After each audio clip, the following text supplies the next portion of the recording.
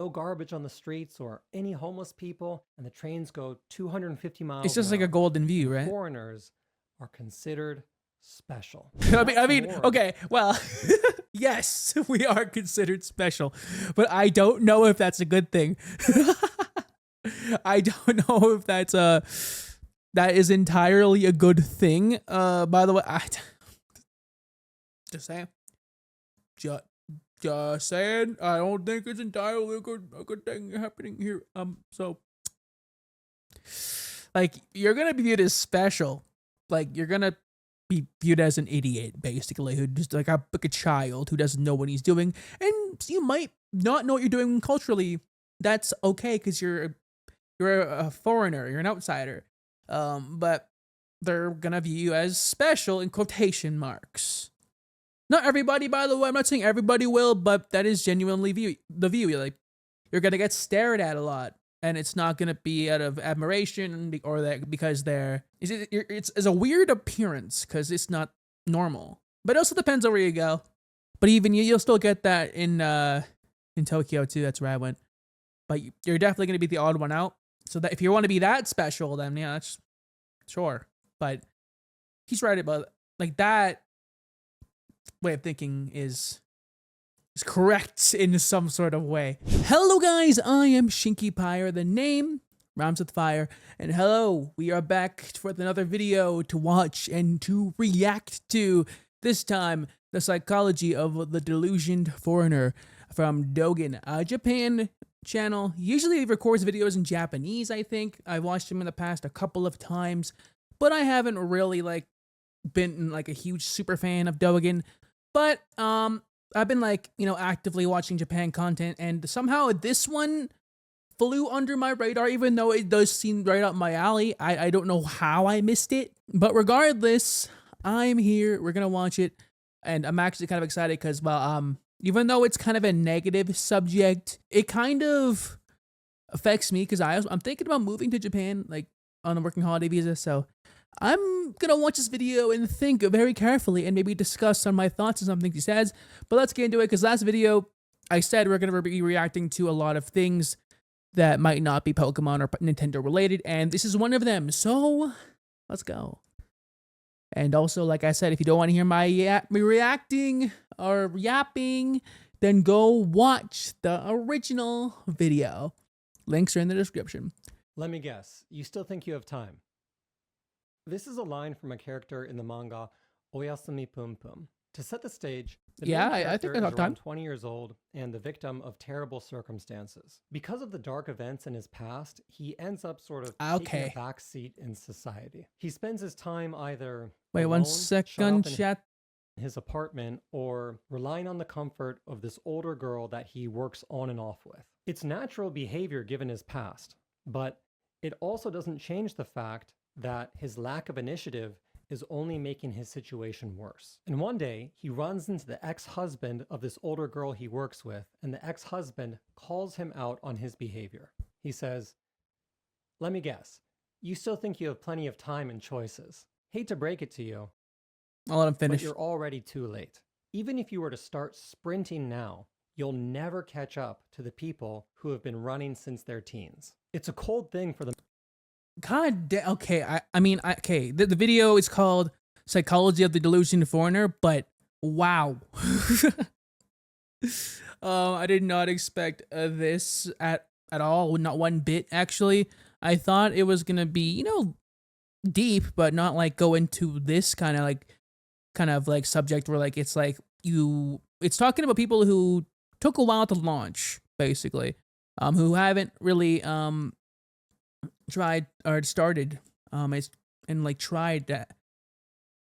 I think he's talking to people like NEETs, who just took time to recharge and never really found their footing. They needed rest and they got their rest, and you gotta realize that rest comes with a cost, and it's the progress you could have had. You never know if you would have made more progress, but you also don't know if you would or you wouldn't, right? But one thing's for certain is that those who didn't need the rest or chose not to take it will always be ahead. And that is something I've thought about a lot because, again, if you don't know, I've dropped out of college 3 times and I've just gotten my first part-time job at the age of like 24. So it is definitely, this is something that I relate to on a deeper level. And I did not expect this to show up in a video talking about the Disillusioned Foreigner, but I guess you know what? If I'm already relating to it, then maybe this video is perfect for me to see right now. So I'm kind of excited to watch this video. The man to say, but there's truth to it. And in today's video, the second episode of the Japan Trap mini-series, I'd like to talk about an element of that truth. Not about earthquakes. We're gonna watch the first one after. Or well, another video. A sequence of seemingly inconsequential decisions can lead to a backseat life in Japan. Backseat? Okay. Okay. Many foreigners who come to Japan follow the same trajectory that I did. They get a taste of Japan during their early teens, be it through anime, J-pop, or martial arts, and quickly become infatuated with the country's unique culture. Among these people, many feel out of place in their own culture. This was me.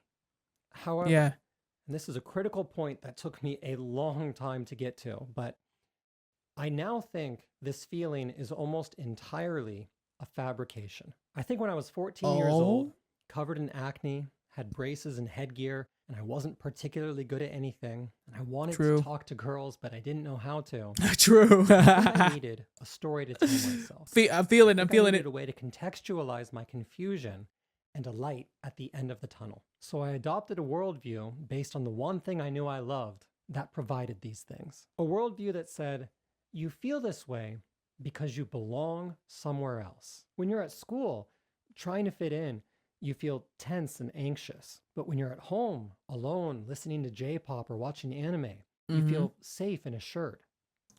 This isn't a coincidence.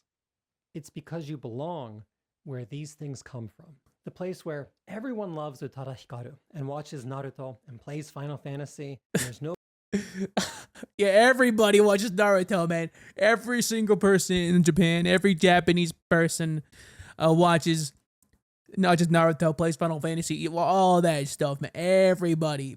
Not a single person. No. That's definitely not the case. I met people in Japan while I was there. Some watched anime, some didn't. I mean, people who watch anime are genuinely more accepting of foreigners. That's for sure. But that's definitely something that's kind of crazy. Because I did think this at one point. Then I came here and realized, not here, there. That's not true. Not everyone's a weeb. Not everyone's an otaku. It's just the way it is. And you figure that out. Just because it's Japan, just because anime's from Japan doesn't mean everyone likes anime. And the same for like cartoons here or movies or whatever, right? Like rap music, fucking rock, metal. Everyone has different tastes. It doesn't matter the country. No garbage on the streets or any homeless people, and the trains go 250 miles. It's just like a golden view, right? Foreigners are considered special. For an insecure 14-year-old. I mean, okay, well, yes, we are considered special, but I don't know if that's a good thing. I don't know if that is entirely a good thing. By the way, just saying. Just saying. I don't think it's entirely a good thing happening here. So, like, you're gonna be viewed as special. Like, you're gonna be viewed as an idiot, basically, who just like a child who doesn't know what he's doing, and you might not know what you're doing culturally. That's okay because you're a foreigner, you're an outsider. But they're gonna view you as special in quotation marks. Not everybody, by the way. I'm not saying everybody will, but that is genuinely the view. Like, you're gonna get stared at a lot, and it's not gonna be out of admiration or that because it's gonna be viewed as like it's as a weird appearance because it's not normal. But it also depends on where you go. But even you'll still get that in Tokyo too. That's where I went. But you're definitely gonna be the odd one out. So that if you want to be that special, then yeah, that's sure. But he's right about like that way of thinking is correct in some sort of way. right at the end of the tunnel. It's a winning lottery ticket. I don't know how I missed you it. just have to wait to cash in. So I took that ticket and I held on to it for dear life. Yeah. I never let anyone tell me that maybe I was misplacing my emotions, that perhaps one of the reasons I felt out of place in my own society was because I just didn't know how to navigate puberty. That maybe I could be so infatuated with Japan because I wasn't experiencing any of its downsides. That maybe the numbers Definitely. on my lottery ticket weren't the winning combination I insisted they were. A few years after adopting this mindset, I learned about the I'm JET listening to the guru. how I could move to Japan as an English teacher. And a That was few my years original later, plan. I started university, taking business and Japanese classes. I took these I would have business done that too. classes because many people told me business was a safe bet, that it would look great on my resume. But as the business classes became more and more challenging, I couldn't help but think to myself, why am I taking these if my goal is to move to Japan and the JET program doesn't require them? So I stopped.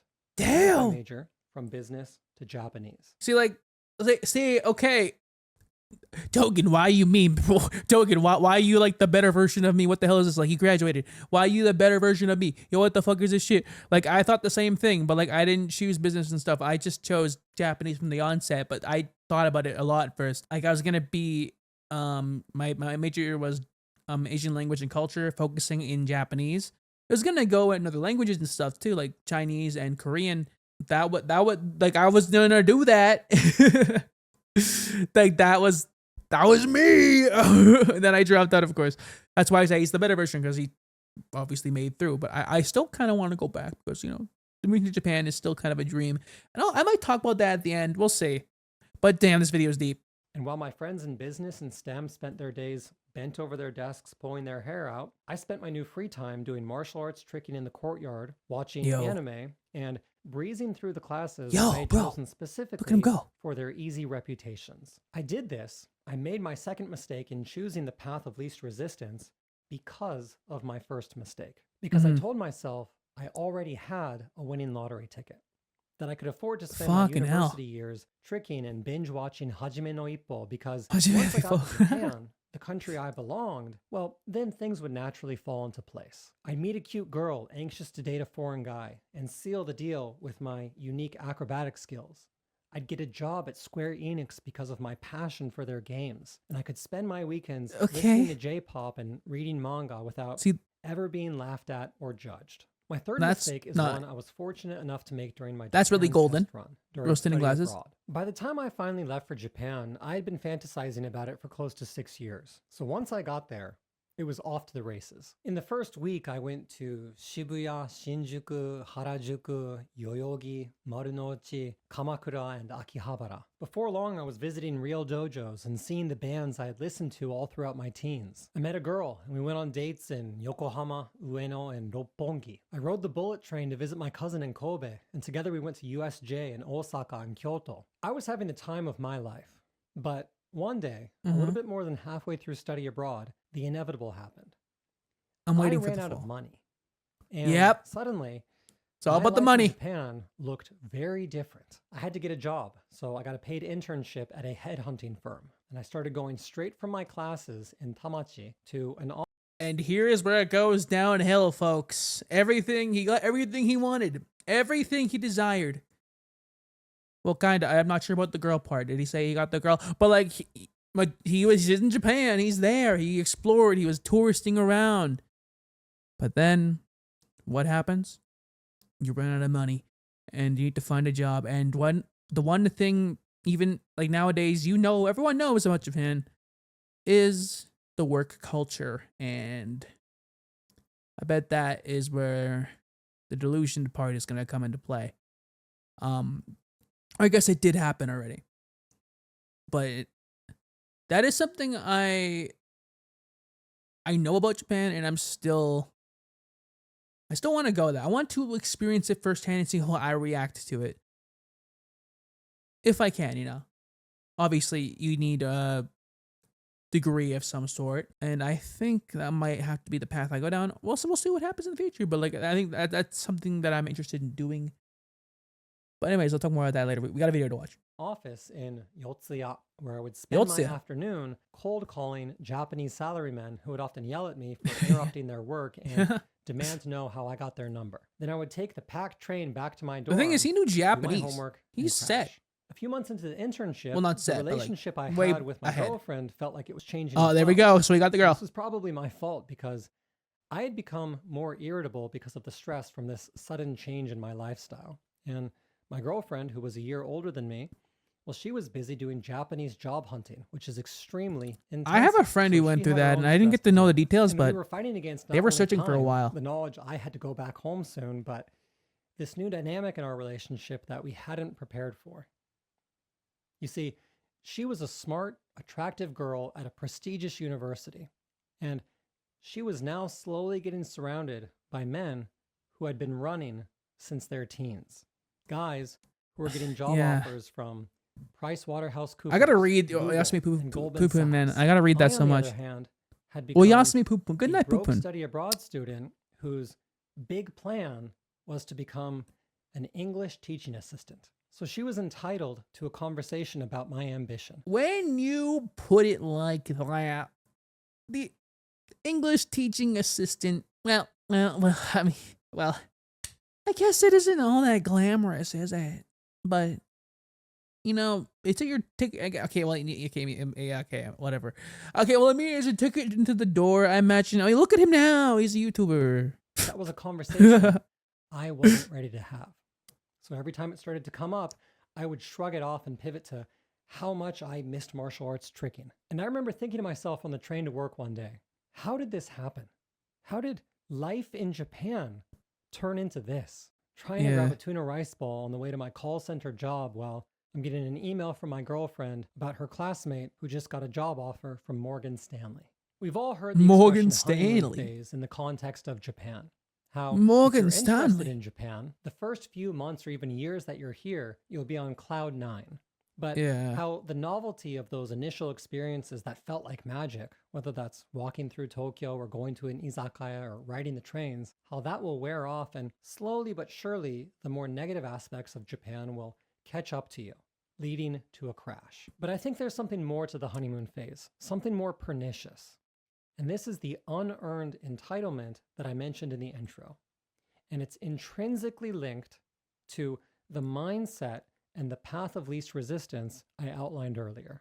When you're a weeb, when you've spent so long dreaming about life in Japan, when you've suffered because of your passion for it, chosen as most culturally confused individual in your At least you high were school chosen yearbook, as something. then you can feel I entitled was a to shadow. a certain lifestyle once you're here.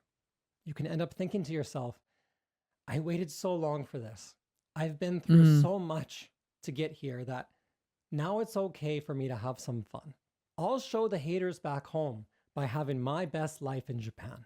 But Crane Games See, this is really hard to like cut in because this is deep. Like this video seems to be very personal to him, and I can like understand a lot of it. The beginning and how the thought process is very similar to me, and it's like a cautionary tale. Honestly, I guess it's better to think before you act, right?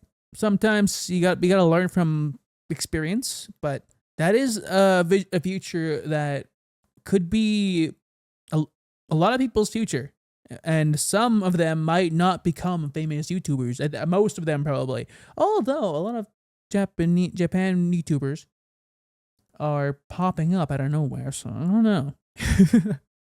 I don't know. But definitely, I recommend do your research. Is what you want. Do you think you can level up in Japan? Then I think you do it. Like it's something I have to think about too. But damn, deep fucking video. karaoke and dates in Odaiba, that magical life in Japan, it has to be earned. It can't be paid off through past suffering or passion for Utada Hikaru or Naruto or disdain for your own culture for that matter. Yeah. And for me, this realization was the true crash.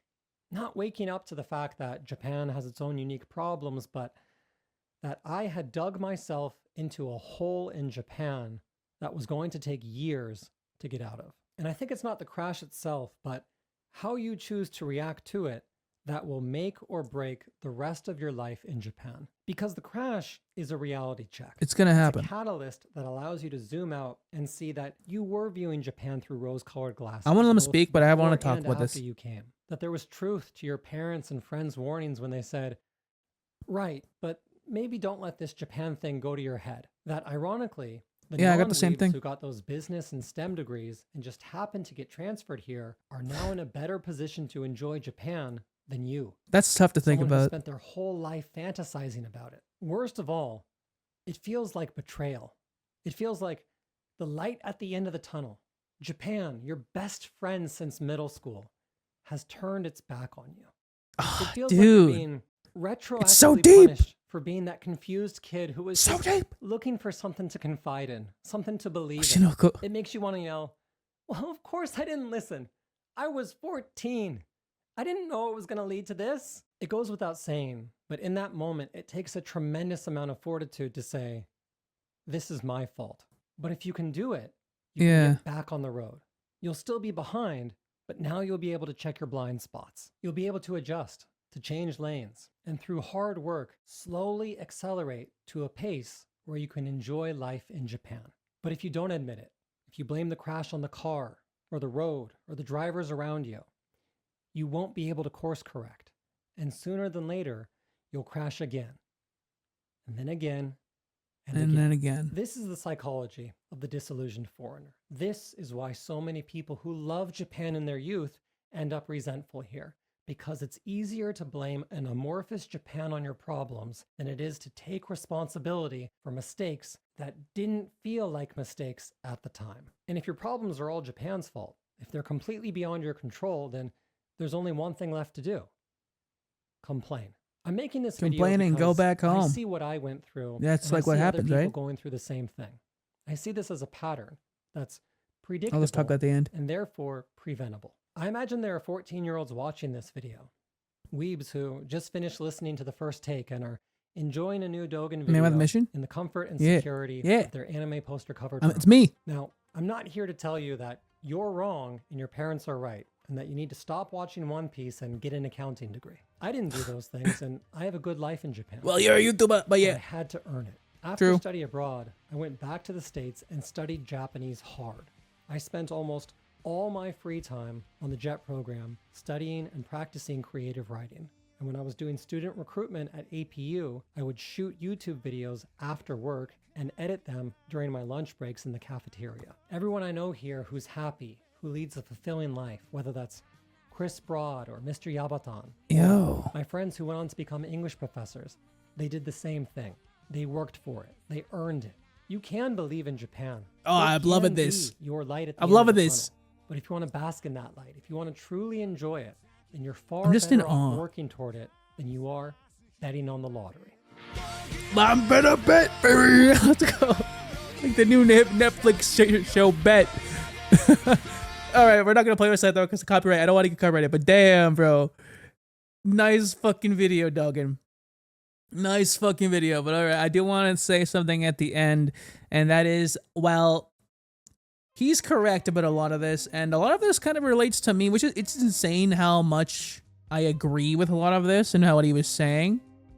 And obviously, go watch Dogen. Go watch the original video without me interrupting you. But all at the same time, I didn't really interrupt that much because I was just awestruck. It seemed like he put a lot of his own personal emotions and just like put his soul out there for the people to see.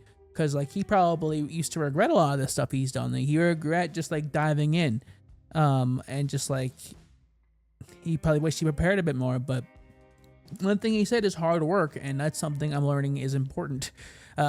Which is like, as someone who failed to launch or failed to keep running, as he would kind of put it.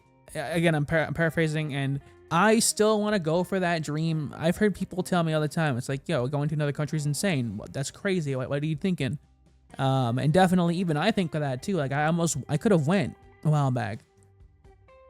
I had the good amount of funds to do so, and I didn't. In the end, I got scared. But I think something I want to do is definitely go to that country, go to Japan, and see if I can,